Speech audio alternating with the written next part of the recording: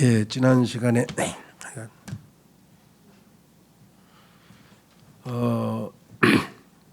뭐라 그럴까요?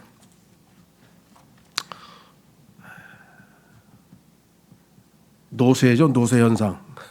그래서 지난 거의 30년 가까이에서 몸이 불편해서 수요 기도회를 빠져온 게 지난번 2번이었어요. 그 전까지는 수요일 날 뭐 다른 일이 있어서 뭐 해외를 간다거나 이런 것 사정이 있을 때인데 몸이 지쳐서 또 아파서 모든 그런 경우가 그래서 더욱 확신이 들더라고요. 때가 됐구나. 이런 일까지 하나님께서 저한테 보여주시다니 정신을 차려라 해서 그러니까 마지막까지 잘 돌아봐 주시라고 계속 기도해 주시기 바라고요.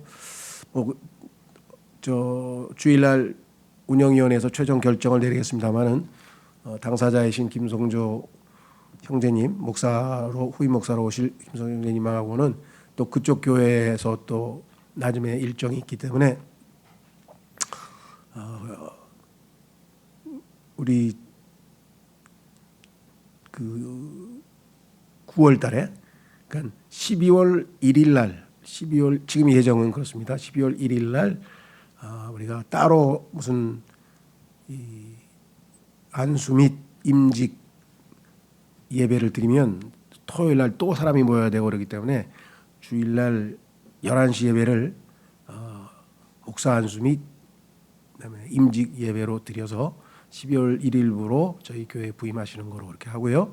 그래서 9월 달, 10월 달, 11월 달에는 둘째 주에 와서 설교도 해 주시고 조금 더 친숙해지셔야 되겠고 그래서 그쪽 교회에서도 또 뭐 오랫동안 이렇게 봉사도 하시고 그래가지고 섭섭하신가 봐요. 많이 그쪽 계신 분들이 그쪽 교회가 좀 작거든요. 숫자가 적고 그러다 보니까 그래서 하여간 그 뭐 환송회도 하고 뭐 하여간 이렇게 잘 해서 보내드리려고 하니까 그쪽 교회 목사님이 이렇게 제안을 하셔서 그대로 수용해 주시면 좋겠다 그렇게 해서 물론이라고 참 따로 그 김명중 목사님 제가 만나서 이렇게 순순히 잘 보내주셔서 하여간 고맙다고 인사도 또 해야 될 것 같고요.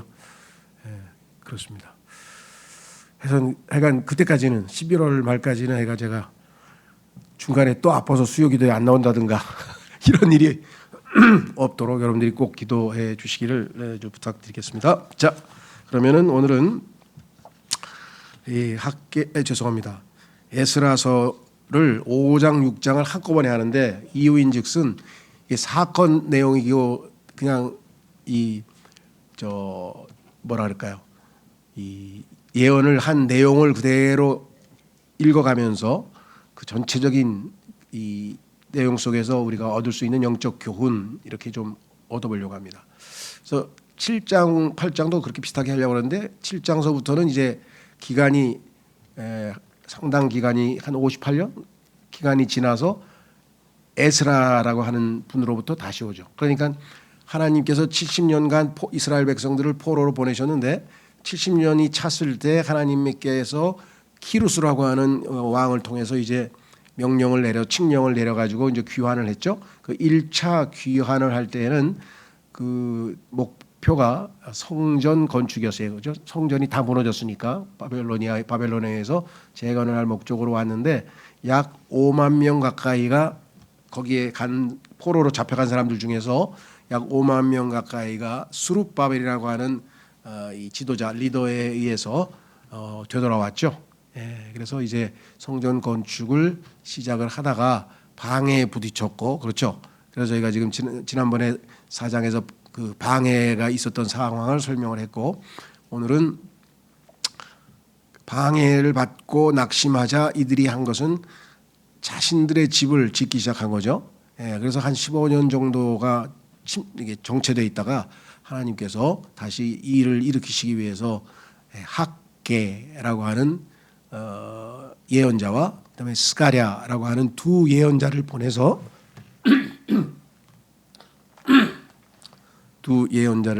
이제 말씀을 선포했고요. 그 선포에 자극을 받고 도전을 받아서 이스라엘 백성들이 다시 모여서 이제 힘을 합쳐서 성전을 재건 완성하였다. 이렇게 이제 이야기가 전개되어져 갑니다. 그 스토리를 역사적 스토리를 이미 잘 알고 계시니까요. 자, 그러면 속도를 내서 분량도 있으니까 천천히 읽어갈 테니까 여러분들이 특별히 어려운 내용이 없습니다.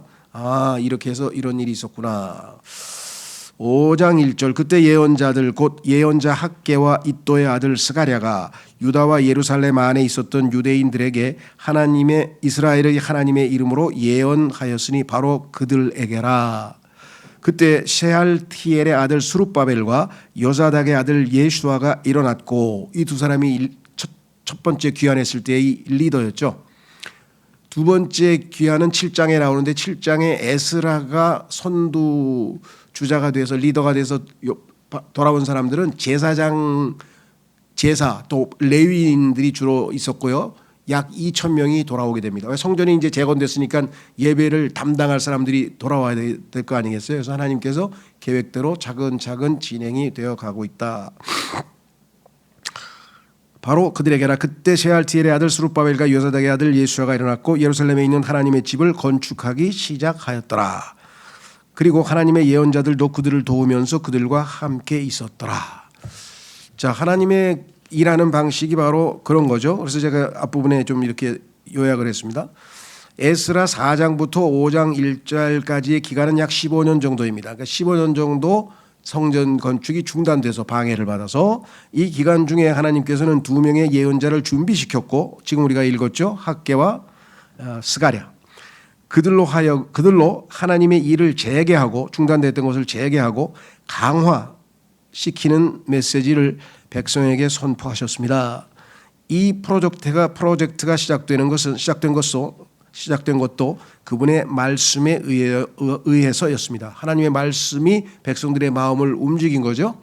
우리 그리스도인도 마찬가지죠. 우리의 신앙생활도 하나님의 말씀이 우리를 감동시키고 그 말씀에 내가 반응을 하는 거죠. 하나님의 일은 하나님께서 계속 하실 수 있고 세상이 방해한다고 그 누가 원수가 방해해서 중단시킨다고 하나님의 일이 영원히 중단되느냐? 그건 아니죠. 계속 하실 수 있고 또 결국은 완성하실 것입니다. 그래서 그 스가랴서가 아니라 에스더서 1장 1절에 그 얘기가 나옵니다. 스가랴가 아니라 에스라입니다. 요 스라고 쓴 거는 에스라, 죄송합니다. 에스라. 하나님께서는 무언가를 이루시고자 하실 때에는 말씀과 함께 자신의 종을 보내십니다. 자, 신약에서 한번 확인해 보겠습니다. 갈라디아서 3장 3절로 가보시면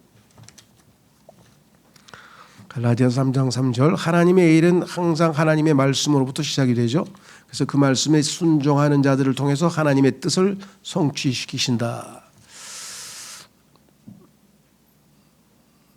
갈라디아서 3장 3절 너희가 그렇게 어리석으냐 성령 안에서 시작하였다가 너희가 이제는 육체로 완전해지느냐.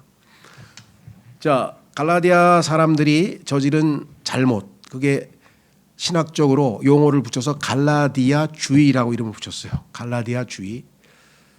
신약교회가 탄생했죠. 오순절날. 그래서 구원의 복음이 선포돼서 많은 사람들이 믿고 구원을 받아서 교회를 이루고 왕성하게 번창해 나가게 시작했을 때 가장 큰 문제가 바로 무엇이었느냐? 그것은 바로 유대인과 이방인의 문제였어요. 왜냐? 유대인들은 유대교라고 하는 종교를 가지고 있었는데 이 사람들은 그 종교를 갖고 있던 사람이 이제 예수님을 믿고 개종을 하는 거잖아요. 자신들의 종교를 바꾸게 되는 거잖아요. 이방인들은 물론 이방인들도 자기들이 섬기는 여러 가지 우상 숭배가 있겠죠.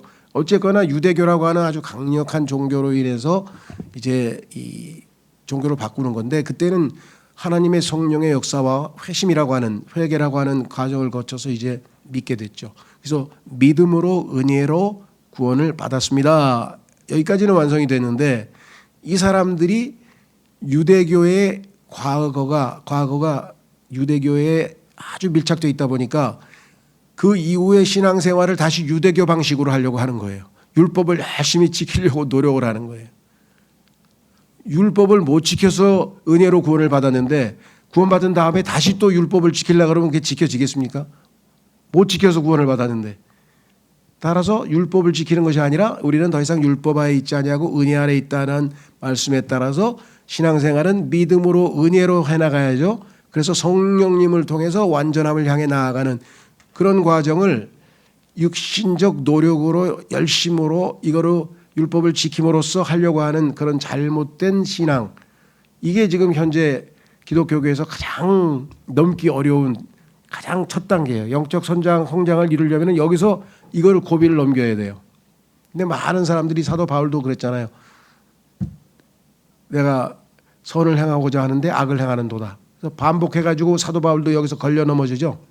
그래서 대부분의 뭐 워치만 니를 포함해서 D.L. 무디를 포함해서 아주 세계적으로 크게 주님이 사용하셨던 다 일꾼들은 이 문제에 걸려서 뭐 어떤 사람은 5년, 어떤 사람은 10년 동안 계속 못 넘어간 거예요.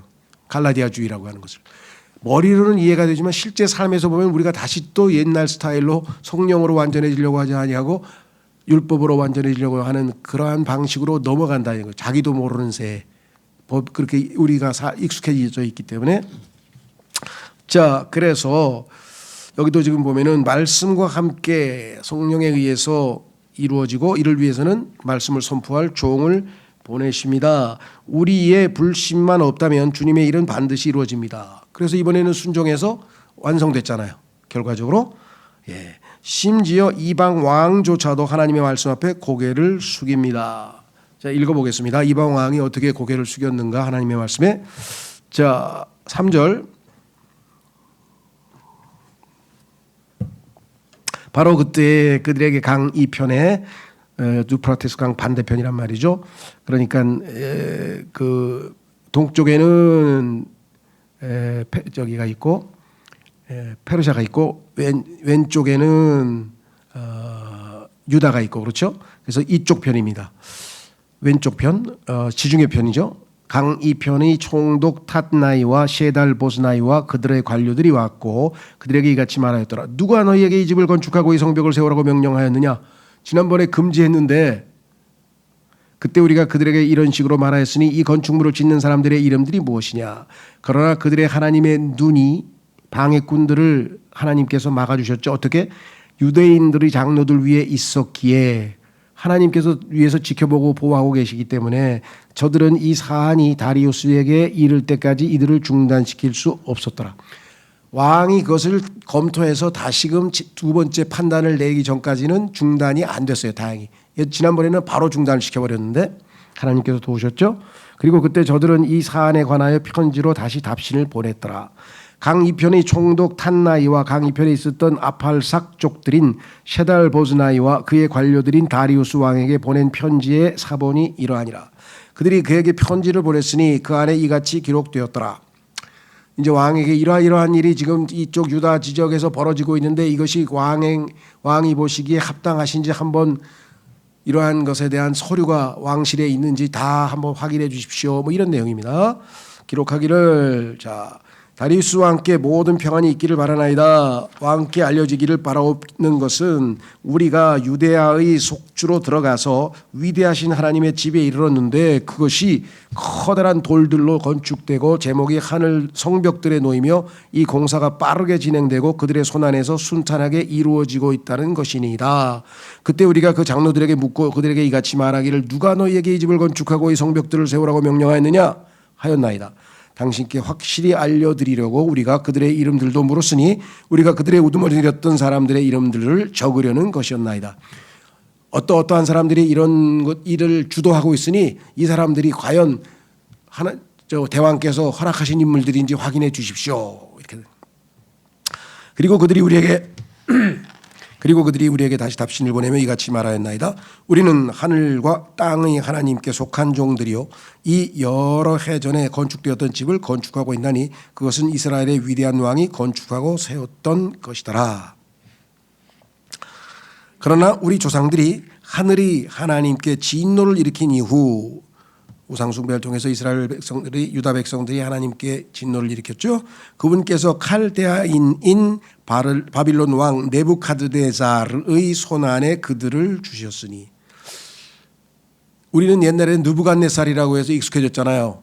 그래서 이제 네부카드네살가 이게 상당히 좀 어려운 것 같았는데 요즘 신문에 보니까 그게 표준어라 그래가지고 다 네부카드네살이라고 돼 있더라고. 그래서 이게 정확한 발음인가 보다 깜짝 놀랐어요. 어디서 들은 사람인데 의 손안에 그들을 주셨으니 그가 이 집을 멸망시켰고 그 백성을 바빌론으로 잡아갔도다. 이게 우리가 앞서 있었던 역사 이야기죠. 그러나 바빌론 왕 키루스의 제1년에 바로 그 키루스 왕이 이 하나님의 집을 건축하라는 칙령을 제정하였도다. 성경을 유심히 읽는 분들은 가만히 있어봐. 키루스가 저 페르시아의 왕인데 여기 왜 바빌론 왕이라고 썼죠? 예. 그 전에 바빌론이 다스리고 있던 지역을 페르시아가 점령했지만 바빌론 왕국의 이름이 아직 지어지지 않아서 바빌론 왕이라고도 부르고 다음에 페르시아의 왕이라고도 부르고 또 뒤에 가면 아시리아 왕이라고도 불러요. 그러니까 같은 왕이 그 세 개의 왕국이 거기서 변성하면서 바뀌었기 때문에 자 제정하였도다. 그리고 하나님의 집에 속한 금과 은으로 된 기물들 곧 네부카드네자르가 예루살렘에 있었던 성전에서 꺼냈다가 바벨론 신전으로 가지고 들어간 것들 그것들을 키루스 왕이 바벨론 신전에서 꺼냈는데 그것들이 한 사람에게 전달되었으니 그의 이름은 셰슈바잘이었고 셰슈바잘은 그 스룹바벨의 그 아람어 발음이죠. 발음이 다르죠. 하나는 히브리어로 발음했고 하나는 아람어로 발음했죠. 똑같은 사람입니다. 지도자였죠. 총독으로 그렇죠. 그가 총독으로 세운 자였더라. 그리고 키루스가 그에게 말하기를 이 기물들을 가지고 가라. 그것들을 예루살렘에 있는 성전 안으로 옮겨가고 하나님의 집이 그의 처소에 건축되게 하라 하였느니라. 왜 그랬을까? 여러분들 기억나시죠?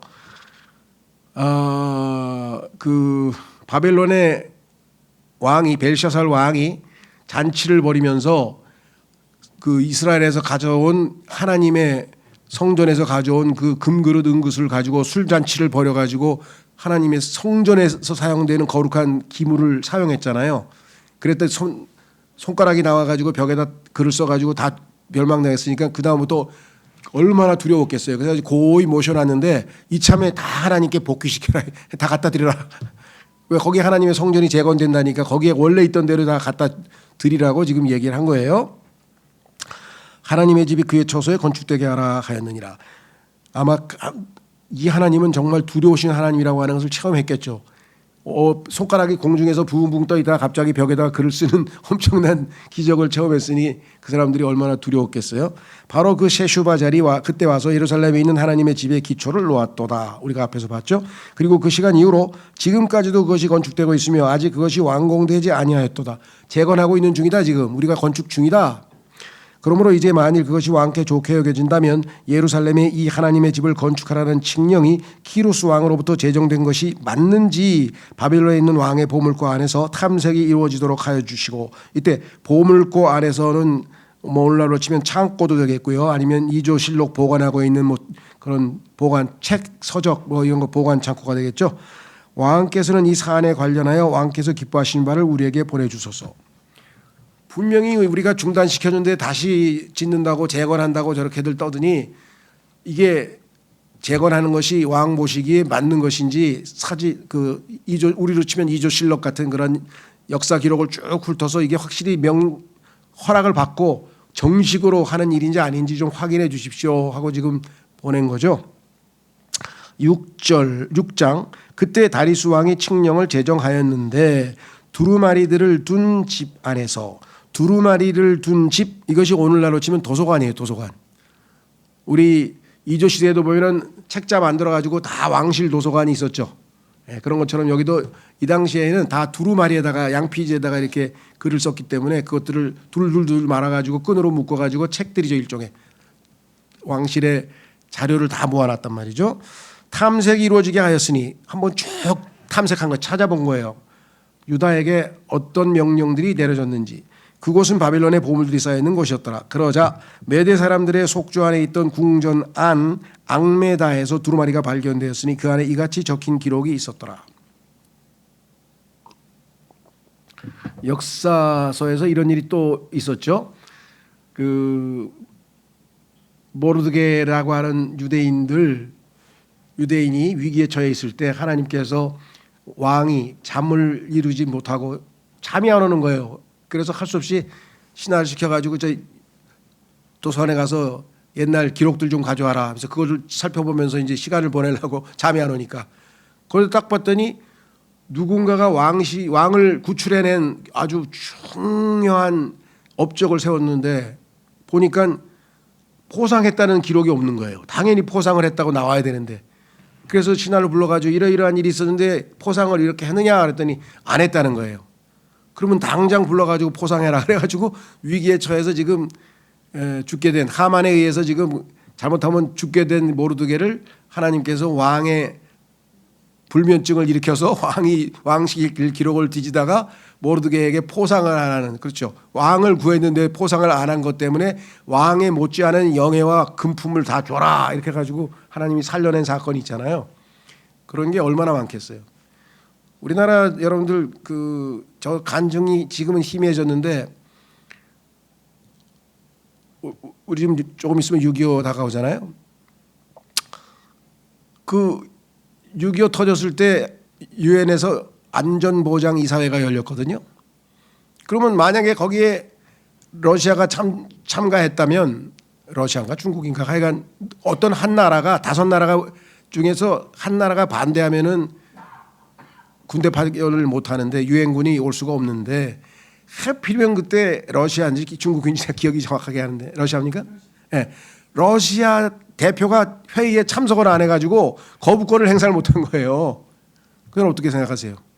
100% 우리는 이거 하나님께서 얘가 착각을 했든지 뭐 정신이 좀 이상했든지 아니면 몸이 뭐 이상했든지 그래가지고 미국 주도하에 이 유엔에서 참전 결정이 난 거잖아요. 땅을 치고 했겠죠. 가서 거부권 행사했으면 우리나라 유엔군도 안 왔고, 유엔군 안 왔으면 우리 뭐 낙동강 전선 그냥 한 달이면 다 끝나버렸을 텐데, 그렇죠. 그러니까 이런 비화들이 많아요. 또 이스라엘 6.1 전쟁 때도 그렇고, 이게 보이지 않는 하나님의 손, 하나님의 이걸 섭리라고 하는데, 보이지 않는 하나님의 손이 이 인류 역사를 이끌어가고 있고요. 그다음에 개인적으로는 여러분 각자의 신앙생활에서 여러분들이 발견해낸 것도 있어요. 그때 이런 일이 나중에 보니까 나한테 그때 그런 일이 안 일어났으면 내가 지금 큰일 날 뻔했네, 그랬을 거 아니에요. 그렇죠. 예. 오늘도 제가 책방에 가서 밥 먹고 배가 불러가지고 서서히 좀 한 10분 이렇게 책방에서 이렇게 책을 이렇게 보고 있는데, 거기에 그런 간증이 써 있더라고. 자기가 어떻게 태어나냐 했더니, 자기 어머니가, 아버지가 41년생이니까 상당히 옛날 얘기잖아요. 그때 애가 누나가 둘에다가 그 아들이 하나 있고 또 그 세 명이 됐는데 먹고 살기가 너무 힘들잖아요. 한 명 키우도 어려울 텐데. 근데 또 아기를 갖게 된 거예요. 그래가지고 도저히 안 되겠어 가지고 부부가 교회를 다니는데도 부부가 이렇게 얘기하고, 내가 가서 중절 수술하고 오겠다고 그래가지고 버스 타고 이제 그 중절 수술하러 가는 도중에 기도하다가 하나님이 도우시면 키우겠습니다. 그러고 또 내려가지고 왔어요. 그래서 살아난 사람이에요. 그 사람이 자녀 셋이 있는데 그 사람이 자기 아버지 어머니를 회상하면서 또 다른 그 철로 역정, 우리 아버지 어머니의 철로 역정입니다 하고 책을 냈더라고. 간증을 읽어보니까. 여러분 어떠세요? 뭐 저도 하려면 나는 기억나는 게 한 10개쯤 되는 것 같은데, 예전에도 보면은 그 누굽니까, 저 박창희 목사님, 우리 여기 지금 요즘 못 나오고 계신데, 그분도 그냥 아주 자기 표현만 0.1초만 늦었으면 아이가 막 딱 부딪혀가 직사할 뻔했는데 살리셔가지고 사업 다 접고 그냥 바로 신학 공부해서 목사가 됐다고. 개개인에게 세밀하고 아주 작던 크던 뭐 이렇든 저렇든 간에 그런 게 있게 마련이죠. 그렇죠? 자, 그래가지고 이제 찾아보는 거예요. 이제 그러자 메대 사람들의 속주 안에 있는 궁전한 막베다에서 두루마리가 발견되어서 그 안에 이같이 적힌 기록들이 있더라. 자, 읽어 쭉 읽습니다. 키루스 왕 제1년에 바로 그 키루스 왕이 예루살렘에 있는 하나님의 집에 관하여 칙령을 제정하였으니 다음과 같도다. 그 집 곧 그들이 희생 제물들을 바쳤던 그 장소가, 이게 성전이죠, 건축되게 하고 그곳의 기초들이 튼튼하게 놓이게 하라. 그곳의 높이는 60규빗으로 하고 그곳의 너비는 60규빗으로 하라. 세 줄은 커다란 돌들로 하고 한 줄은 새 제목으로 하라. 그리고 지출 비용들은 왕의 집에서 지급되게 하라. 국고에서 다 부담하라 그래. 국고에서 다 부담하라고. 그리고 또한 네부갓네자르가 예루살렘에 있는 성전에서 꺼내어 바빌론으로 가져간 하나님의 집의 금 기물들과 은 기물들이 회복되게 하고 다 돌려주라. 예루살렘에 있는 성전에 다시 가져가게 하여 그것들 각각이 그의 위치에 있도록 하나님의 집 안에 그것들을 배치하라. 처음에 가져온 대로 그대로 다 갖다 배치하라. 그러므로 이제 너희 곧 강 건너의 총독 탄나이와 강 너머에 있는 아팔삭족들인 세달보즈나이와 너희의 관료들은 그곳을 멀리하라. 너희는 이방인들이니까 거룩하신 그 하나님의 성전에 가까이 가지 말고 비켜 멀리하라. 이 하나님의 집의 공사를 내버려 두라. 확고하게 하나님이 응답하셨죠. 방해하지 말고 내버려 두라. 유대인들의 총독과 유대인들의 장로들이 이 하나님의 집을 그의 위치에 건축하도록 허락하라. 이뿐만 아니라 너희가 이 하나님의 집의 건축을 위하여 이 유대인들의 장로들에게 무엇을 행할지 내가 칙령을 제정하노니 너희가 어떻게 도와줘야 되느냐.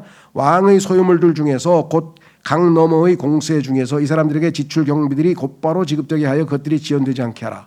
너희가 거너들여서 나에게 바치는 세금 중에서 이 사람들에게 공사비를 줘서 조금 더 지체되지 않게 하라. 하나님께서 뭐 다 처리를 하고 계시니까 그렇죠? 그리고 하늘의 하나님의 번제물들을 위한 어린 숫송아지들과 숫양들과 어린 양들 모두와 밀과 소금과 포도즙과 기름 중 그들이 필요로 하는 것은 예루살렘에 있는 하나님의 지정대로 제사장들의 지정대로 나날이 끊기지 않고 그들에게 그것이 지급되게 하라. 모든 재물과 모든 필요를 다 왕실 탕고해서 그죠? 다 지급하라. 이렇게 명령을 내렸어요. 여기 한 가지 중요한 게 뭡니까? 19절에 필요로 하는 것이라 그랬죠. 필요로 하는 것. 이게 중요한 거예요. 그리스도인들의 기도 실패는 뭐냐면 필요하지 않은데 욕심내서 하나님 앞에 자꾸 해달라고 기도하면 기도 응답이 안 돼요. 왜? 하나님은 필요에 부응하시는 필요를 채워주시는 분이시지 우리가 요구한 것을 그대로 주시는 분이 아니세요. 우리 부모들도 마찬가지죠. 애들이 뭐 만화책 사달라 그러고 뭐 게임기 사달라 그러고 뭐 사달라 그러고 다 사줍니까? 그게 아니죠. 그 아이가 사달라고 한 것 보면 난 자전거 타고 운동도 하고 싶어요. 아, 그거 필요하지. 그래, 그럼 자전거 사줄게. 이렇게 되는 거죠. 확인해 보겠습니다. 신약적으로 적용하면 빌립보서 4장 19절에 써 있죠. 빌립보서 4장 19절에 보면 사도 바울도 정확하게 우리에게 언급을 해 놓았어요. 빌립보서 4장 19절.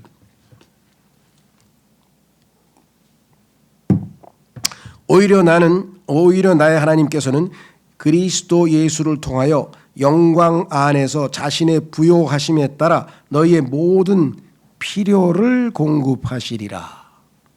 달라는 대로 다 주는 거 아니에요. 어떤 분이 그러더라고. 하나님께서 내가 강구 드리는데 들어주실 것 같다는 거야. 자기가 확실하대. 그래서 그걸 네가 어떻게 그렇게 자신 있게 얘기하냐 그랬더니 하나님은 필요를 여기 채워주신다고 썼지 않냐. 갈라디아서에 빌립보서에. 근데 나는 꼭 필요하다 이게. 근데 내가 돈이 없어서 그걸 못 산다 이거야. 그럼 기도하면 하나님이 주셔야지. 하나님이 거짓말도 안 하실 텐데. 그게 뭔데? 카메라라. 카메라. 일주일에 한 번씩 만났는데 다음 주에 딱 만났는데 카메라를 딱 메고 왔어. 이게 지난번에 기도응답 한 거라고. 그래서 뭐라고 기도했는데 하나님 약속을 지키셔요. 필요한 건 주신다 그랬잖아요. 이야, 근데 진짜 기도 제대로 했네. 그래서 배웠지. 한 수 배웠고요. 또 한 사람은 거의 협박 수준이야. 그 흑인 목사가 설교하면서 자기는 이렇게 기도한다는 거야. 하나님, 제가 누구 거죠? 하나님 거잖아요. 근데 제가 지금 공공에 빠졌어요. 그러면 하나님이 자기 거를 가만히 놔두시는 분은 아니죠? 어떻게 하실 건가요? 이렇게 기도를 했대. 이야, 이 사람도 배짱이 또 대단하네. 하나님의 약속과 그분의 신실하심을 인정해 드리면 하나님께서 당연히 응답하시죠. 특별한 다른 이유가 없는 한 하나님께서 응답하시지 않겠습니까? 그렇죠. 그래서 여기도 지금 뭐냐면 필요한 대로 다 채워줘라 이렇게. 그 필요한 단어가 얼마나 중요한 단어인지 모르겠어요. 9절에. 그리고 10절. 이는 그들이 하늘의 하나님께 감미로운 향기들의 희생제물들을 바치고 하나님 냄새를 좋아하셔가지고요. 번제물은 다 고기 타는 냄새잖아요. 그렇죠. 예전에 옆이 아니지. 우리 7층에 있을 때는 그냥 초원가든에서 올라오는 불갈비 타는 냄새 참 좋아가지고 거기 가서 점심 먹고 가가지고 하나님이 이런 냄새를 좋아하시는구나. 자, 여기 보시면 뭐라 그러세요? 왕의 생명과 그의 아들들의 생명을 위하여 기도하게 하려 함이라. 그 사람들이 하나님께 제사를 지내야 우리를 위해서도 기도해 줄 거 아니냐. 또한 내가 칙령을 제정하였나니 곧 이 말을 병개하는 자는 누구든지 그의 집에서 대돌보를 아래로 빼서 세워놓게 하고 그를 그 위에 매달리게 하라. 내가 지금 하라는 대로 안 하면 반드시 벌을 받고 능지처참할지어다. 막 이렇게 강력하게 하나님이 얘기하셨으니 얼마나 두려웠을까요? 그리하여 그의 집이 이것으로 인하여 거름더미가 되게 하라. 그리고 자신의 이름을 거기에 거하게 하신 하나님께서 예루살렘에 있는 하나님의 이 집을 바꾸고 멸하고자 자신의 손을 댈 모든 왕들과 백성을 멸하시기를 바라노라. 이 성전 건드리면 다 멸망할 것이라고. 나 다리우스가 칙령을 제정하였노라. 그것이 신속하게 이루어지게 하라. 그래가지고 그냥 혹 때려다 혹 붙였죠. 야, 이놈들이 지난번에 금지시켜놨는데 또 짓는데, 야, 왕에게 다시 또 강력하게 이놈들 중단시키라는 명령 받아내자 하고 막 신이 나서 원수들이 했는데, 하나님께서 왕의 마음을 지난번에 돌려놔서 오히려 실록을 찾았는데 보니까 중지시킨 실록을 찾은 게 아니라 허락한 실록을 찾아낸 거예요. 그때 강 이편의 총독 탄나이와 세달 보스나이와 그의 관료들이 다리우스 왕이 보낸 것에 따라 그들이 그와 같이 신속하게 행하였더라. 보낸 대로 해야지 어떡하겠어요, 그죠? 그래서 유대인들에게 모든 것을 다 공급했어요. 14절 그리하여 유대인들이 장로들이 건축하였고 그들이 예언자 학개와 이도의 아들 스가랴가 예언함을 통하여 형통하였더라. 그런즉 이스라엘의 하나님의 명령에 따라 또 키루스와 다리우스와 페르시아 왕 아르타크세스의 명령에 따라 그들이 건축하였고 그것을 완공하였더라. 그리하여 이 집이 다리우스 왕의 통치 제6년에 있었던 아달월 셋째 날에 완공되었더라. 드디어 하나님께서 완성시켜 주셨습니다. 자, 그래서 어떻게 됩니까?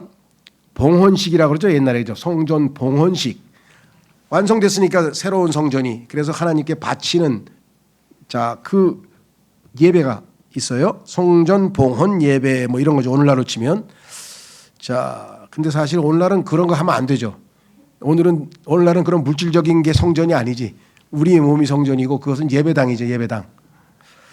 자, 그리고 이스라엘 자녀들과 제사장들과 레위인들과 포로로 잡혀갔던 자들이 자녀들 중 나머지 사람들이, 그러니까 포로로 안 끌려가고 남아있던 사람까지 포함해서 즐거움으로, 이게 핵심이잖아요, 그렇죠? 얼마나 기뻤겠어요. 하나님이 도우셔서 드디어 우리가 성전이 재건되었다. 이 하나님의 집의 봉헌식을 거행하였으며 이 하나님의 집의 봉헌식에 100마리의 숫송아지들과 200마리의 숫양들과 400마리의 어린 양들을 바쳤더라. 또 온 이스라엘을 위한 제물로서 이스라엘 지파들의 수대로 12마리의 숫염소들을 바쳤더라. 여러분 생각할 때는 뭐 엄청나게 바쳤네. 그렇지만 여러분들이 처음에 솔로몬의 성전이 지어졌을 때 바친 짐승의 수가 황소 22,000마리, 양 12만 마리를 바쳤어요. 그거에 비하면 이게 완전 세 마리 피잖아요. 그래도 이거라도 하는 게 얼마나, 그렇죠? 우리 한 20년 전만 해도 그 라오디게아 교회 시대가 시작이 됐긴 됐어도 그래도 한국에서 막 뭔가 신앙의 열정들이 뜨거웠었는데, 지금은 뭐 정말 그 위세가 확 꺾였죠. 1200만 명, 1300명까지 갔다 그랬는데 지금 뭐 800만 명에서 이제 가나안 성전부터 빼면 한 600만 명. 그러니까 교회라도 댕기는 사람이 이제 860만에서 700만 명으로 줄고 막 계속 하향 곡선을 걷는 거예요. 예. 이게 통계치로 보면 GDP 1인당 소득 2만 불. 지금 우리가 3만 6천 불이거든요. 일본은 3만 3천 불인가인데 우리가 일본보다 더 1인당 소득이 높아요 지금. 그런데 2만 불을 꼭 지점으로 해가지고 여기서부터는 이제 배부른 거야. 이제 굶지를 않아. 그냥 먹고 여기서부터 이제 워라벨 솔리도 나오고. 하나님은 어떻게 했어요? 이전까지는. 우리는 그보다 더 했는지도 모르겠는데 분명히 하루에 뭐예요? 낮에 일하라 그랬잖아요. 그럼 낮은 몇 시간입니까? 12시간이잖아요. 낮에 일하고 밤에 쉬고. 그러면 낮에 12시간. 곱하기 6일 일하라 그랬죠. 그럼 몇 시간이에요? 72시간이에요. 근데 뭐 52시간만 하재. 누가 하나님이야? 우리를 만든 분이 하나님이신데요. 예? 그러면 20시간 뭐 하겠어요? 봉사하고 막 헌신하고 뭐 운동하고 막 이렇게 좋은 일 하겠습니까? 예? 먹고 마시고 놀고 아이가 이게 죄 짓는 데다 다 갖다 바친 거예요. 그러니까 마귀가 20시간을 뺏어가 가지고 몽창 다 이 죄 짓는 데 갖다 바치겠으니 영성이 어떻게 되겠어요? 하향 곡선. 영적으로는 계속 하향 곡선. 그래서 물질적인 풍요가 그렇게 달갑지 않아요. 그렇다고 해서 우리가 뭐 억지로 되돌아갈 수는 없죠. 그래서 여기서는 뭐 이제 정신을 차리고 깨어 기도하는 사람만 살아남는 거야. 나머지는 그냥 막 세상 세파에 휘둘려 가지고 막 이러다 막 또 내려가 버리는 거죠. 자, 다시 돌아오셔서 이제 어떻게 됐는가 18절. 그리고 그들이 예루살렘에 계신 하나님을 섬기는 일을 위하여 제사장들을 그들의 구분들대로 레위인들을 그들의 계통들대로 세웠더라. 역대상에 보면요 다윗이 찬양대 그다음에 봉사대 이거 다 이렇게 구분해 가지고 조를 짜놓은 걸 볼 수 있죠. 그걸 다 회복시킨 거예요. 그것은 모세의 책 안에 여기 나와 있는 기록되어 있는 대로였더라. 그리고 포로로 잡혀갔던 자들의 자녀들이 첫째 달 14일에 유월절을 지켰더라. 드디어 이제 처음에 하나님께서 출애굽할 때 지키라고 했던 걸 지켰죠. 이는 제사장들과 레위인들이 함께 정화되었고 그동안에는 이들이 다 불결하게 돼가지고 세속적으로 돼가지고 제사 하나님께 명절을 지킬 수가 없었죠. 그들을 모두가 순수하였으며 포로로 잡혀갔던 자들이 모든 자녀들과 제사장들인 그들의 형제들과 그들 자신을 위해 유월절 어린 양을 잡았기 때문이라. 그리고 포로 생활에서 벗어나 다시 돌아온 이스라엘의 자녀들과 이스라엘의 주 하나님을 찾고자 그 지역의 이교도들의 추악함으로부터 자신들을 구별하여 이들에게 온 모든 자들이 먹었고 유월절 어린 양을 먹었죠. 양고기 7일 동안 즐거움으로 무교월절을 지켰더라. 얼마나 기뻤겠어요. 얼마나 즐거웠겠어요. 이는 주께서 그들을 즐거움으로 충만하게 하셨고 아시리아 왕의 마음을 그들에게 돌리시어 하나님 곧 이스라엘의 하나님의 집에 공사해서 그들의 손을 강화시켰기 때문이라.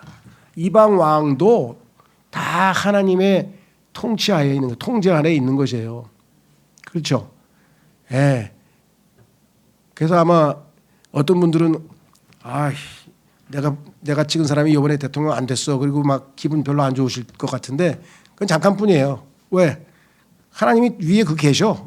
그래가지고 조금 막 나가면 한 대 때리실 수도 있어. 걱정하지 말고 계세요. 그렇죠? 하나님 그 자가 누가 됐든지 간에 의로운 통치를 해가고 하나님을 두려워할 줄 알게 해주십시오 하고 부지런히 기도하는 게 우리가 해야 될 일이겠죠. 당시에 여러분 아시다시피 베드로와 그 바울이 복음 전하던 당시는 역사상 최고의 독재자인 네로라는 사람이 네로. 그 자의 특징 아시죠? 예. 제일 유명한 게 뭡니까? 낭만적이야. 술을 쫙 한잔하고 시를 읊어야 되겠는데 시가 이게 떠오르질 않아. 이게 영감이 안 생기는 거야. 아주 고민하다가 영감, 시를 흥을 돋구기 위해서 어떻게 했어요? 로마에 불을 질러라. 로마 시를 다 태워버렸어요. 완전히 또라이예요. 완전히 미친놈이에요. 근데 그 사람이 당시의 황제야. 근데 베드로서에 보니까 그 황제를 존경하라 그랬어요. 그럼 우리나라에서 앞으로 더 또라이 왕이 나타나도 더 또라이가 대통령이 되는 뭐 그렇죠. 누구나 맞다나 먼저 대통령도 좀 또라이 기질이 있고 지금도 보니까 둘 다 또라이여가지고 나는 열심히 기도했지. 두 사람은 싹 사라지게 하고 새로운 놈이 나타나게 해 주시옵소서. 아무리 기도해도 응답을 안 하시더라고. 두 사람 다 꼴 보기가 싫어가 뉴스 보기가 싫어요. 그냥 두 사람 얼굴이 하도 자주 나오니까. 예, 그래가지고 딱 들고 있다가 나오면 착 돌렸어. 만나러 갑시다. 이북 얘기가 또 이렇게 재밌더라고. 난 그런 걸 처음 알았네. 탈북민 얘기, 이북 얘기가 전혀 모르던 이북 얘기를 또 계속 그런 프로그램이 있더라고요. 그랬더니 거기 또 김정은이 놈이 또 나오는 거야. 또 돌려야지. 조금 이따 이쪽에 또 또람프가 나와. 얘도 또 아니야. 좀 그렇죠. 다윗 왕 같은 그런 사람 없나? 없어요. 할 수 없어요. 그냥 하나님께서 그냥 인내심을 주고 잘 참고. 성경이 뭐예요? 통치자는 의로워야 된다. 근데 이 세상에 통치자 의로운 사람이 누가 있어요? 하나님께서 인정하시는 의로운 통치자. 주 예수 그리스도 한 분뿐이에요. 그분이 오실 때까지는 다 참아야 돼. 써 있잖아요. 참는 자가 행복하다고 성경에 써 있잖아요. 예? 야고보서에. 자, 마무리 지었죠? 내용 안 어렵죠, 그렇죠? 저도 처음에 이거 하루에 그냥 5, 6장 다 해도 되나 그러다가 아마 읽어보니까 뭐 대략 할 만하네. 지난번 수요일도 쉬었으니까 또 보충도 해야죠. 자, 그래서 마무리 짓겠습니다. 여기 보시면 이렇게 써 있었어요. 제가 둘째 문단에 자 뭐라고 썼냐면 하나님의 말씀이 당신과 함께하고 하나님의 눈이 당신 위에 있다면 아까 5장 5절에서 읽었잖아요. 하나님의 눈이 장로 위에 있다고. 당신의 일은 번영할 것입니다. 하나님의 임재가 중요한 것이지 여건이 중요한 게 아니에요. 여건은 아무 상관없어요. 자 6장 14절에도 하나님의 눈이 그 위에 있다고 나왔죠. 여호수아도 그렇고 시편도 마찬가지입니다. 하나님의 임재, 하나님이 함께만 하시면 그래서 그 유명한 아마 기억이 잘 안 나네요 요즘엔. 하여간 어떤 목사님의 설교에 보면 그 얘기가 나와요. 그렇죠? 하나님과 함께하는 한 사람 그가 다수입니다. 이게 소수가 아니라는 거예요. 다른 사람은 수백만 명이 나하고 적대적이야. 그래도 내가 하나님 편에 붙어 있으면 하나님이 다수가 되는 거야. 무슨 말이가 되죠? 자, 그래서 하나님의 백성이 말씀에 주목할 때 부흥은 일어날 것입니다. 그렇습니다. 학계가 설파한 4개의 격려와 질책이 담긴 설교를 들어보십시오. 지난번 4월 30일, 4월 31일자 그때 학계에서 1장, 2장에 보면 4개의 메시지가 나와요. 그 메시지를 한번 들어보십시오. 무엇이 참된 부흥 설교인지 알게 될 것입니다. 그 메시지들이 당신의 마음에 와 닿는지요. 한번 보시면 예를 들면 뭐라고 되어 있느냐. 강건하라, 정결하라, 용기를 내라 뭐 이런 메시지들이 쭉 나오죠. 자, 그래서 결론을 내리겠습니다. 하나님의 일은 이번에 하나님의 일은 성전 재건이죠. 또 다양한 종류의 하나님의 일들이 있습니다. 기쁨과 슬픔이 교차하는 가운데 시작되었죠. 왜 슬퍼했다 그랬어요? 아까도 얘기했잖아요. 양이 12만 마리를 바쳤는데 이번에 바친 게 400마리밖에 안 돼. 양을 400마리밖에 못 바쳤어. 그러면 12만 마리하고 400마리 얼마나 차이가 나요? 그러니까 솔로몬의 그 어마어마한 장엄한 성전을 봤던 목격한 어르신들은 성전 하나 지었는데 이걸 성전이라고 지었냐 하고 낙담을 해가지고 통곡을 한 거예요. 그런데 그것도 못 본 사람은 이야 멋진 거 지었다 그러고 막 젊은 사람들은 좋아가지고 그렇죠. 그래서 슬픔이 교차하는 가운데 시작되었으나 결국은 모든 백성이 기뻐하는 가운데 완성되었습니다. 우리 교회 방문한 사람들은 그래요. 진리침례교회 뭐 제가 설교 듣고 뭐 이럴 때는 그냥 한 2, 3천 명 모이는 줄 알았어요. 그러더라고. 그래서 내가 그때 어떤 사람들이 저는 한 2, 30명 모여있는 줄 알았는데 100명도 넘어요? 크시네. 교회 크시네. 사람마다 뭘 보고 했는지 뭐지만 그런 사람들이 있어서 나도 헷갈려요. 이게 뭐 어떻게 된 건가. 자, 오랜 전통으로 지켜오던 명절, 그 무교절이죠. 새로운 기쁨 가운데 성대히 열렸습니다. 야, 이제 드디어 우리의 레위인과 제사장들도 다 거룩하게 구별되었고 모든 게 준비되어서 하나님의 명령을 순종할 수 있게 됐구나. 그냥 얼마나 기뻤겠어요. 그렇죠? 예. 이는 하나님께서 그분의 백성을 위해 하신 새로운 일 때문이었습니다. 하나님께서 성전 재건이라고 하는 새로운 일을 완성해 주셨으니까 백성들의 마음이 하나님을 향해서 점점점 사모하는 마음이 크고 명절을 지키고 순종하고 했다라고 하는 것이겠죠. 마찬가지입니다. 여러분들이 신앙생활 똑같아요. 여러분들이 아무리 신앙생활 잘해도요. 보통 월요일, 화요일 쭉 가면은 이제 시들시들하다가 수요일쯤 되면 이제 완전히 시들시들해지는 거예요. 신앙이. 그래서 수요일날 만들어 놓은 거예요, 이게. 그 수요일날 오는 사람은 여러분이 뭐 신앙이 좋아서 절대 아닙니다. 하나님의 은혜예요. 여기 오신 한 시간 반 어떤 사람 막 차도 막히고 그러는데 여기 오고 싶겠어요? 처음에는 안 되겠 끝까지 가자 이러고 오신 거 아니에요. 근데 그런 마음을 주신 분이 하나님이신 거예요. 그래서 다시 또 시들시들 하다가 보면 다시 또 여기 와서 하나님의 말씀을 듣고 마음이 뭐예요? 타오르잖아요. 다시 하나님의 사랑이, 하나님의 은혜가, 그래, 하나님의 권능이, 하나님에 대해서 다시 힘을 얻고 또 살아가는 거잖아요. 그러니까 하나님이 우리를 정확하게 하는 거야. 대부분 미국에 가면 수요일 아니면 목요일이에요. 수요일 아니면 목요일 중간에 집회가 중간 집회가 보통 수요일 날 하는데 제임스 낙슨 목사는 재밌더라고 보니까 우리는 목요일 날 하는데 왜 그러냐니까 수요일 날 다른 교회들 가보라고. 가보니까 뭐 한 대여섯 명 앉아 수요일 날 다 대부분 그래요. 별로 안 모여 잘. 근데 여기는 수요일 날 모이는 숫자가 주일 날 숫자의 한 80% 모여 다. 목요일 날 참. 그래서 일부러 다른 교회들 가보라고 자기는 수요일 날은 목요일로 옮겼다 그러더라고요. 어쨌거나 주중에 한 번쯤 해야 물론 여건이 안 되는 분은 뭐 집에서 하실 수도 있고 매일매일 성경 읽고 기도하실 수도 있고 그건 이제 하나의 룰이 딱 정해진 건 아니지만 그래도 여러분에게 수요일에 올 수 있는 마음을 주시고 여건을 주시었다는 것은 하나님께서 얼마나 큰 축복인지 몰라요. 아까도 이제 제가 30년 이 목회하면서 수요일 날 빠진 게 지난번 이번 얼마 전 2번이에요. 수요일 날 한 번도 빠진 적이 없어. 왜 내가 설교해야 되니까. 그리고 또 저도 수요일 날 와서 설교를 해야 힘을 얻지. 그냥 비실비실하면 또 나도 이렇게 하강곡선으로 가는 거예요. 육체는 항상 밑으로 내려가요. 하나님의 영이 끄집어 올려야 돼 나를. 그래서 뭐야? 오르락 내리락 오르락 내리락 오르락 내리락. 그게 정상적인 신앙인이에요. 나는 항상 쫙 올라가는데 어디까지 올라갔는데? 예, 그 얘기는 뭐냐면 항상 바닥을 헤맸다든가 아니면 그냥 수평으로 달렸거나 올라가면 산이 높으면 골짜기도 깊은 법. 이게 다 자연의 이침뿐만 아니라 하나님께서 우리에게 정해놓은 그런 것입니다. 그래서 수요일 날 참 저는 아주 의미 있는 것 같아요. 오늘 좀 늦었네요. 예, 기도하겠습니다. 오늘 주실 말씀 통해서 우리를 늘상 우리 위에 자신의 눈을 딱 놓고 이끌어 주시는 주님 감사합니다. 주님 그 주님의 임재를 놓치지 않게 해 주십시오. 다 같이 기도하겠습니다.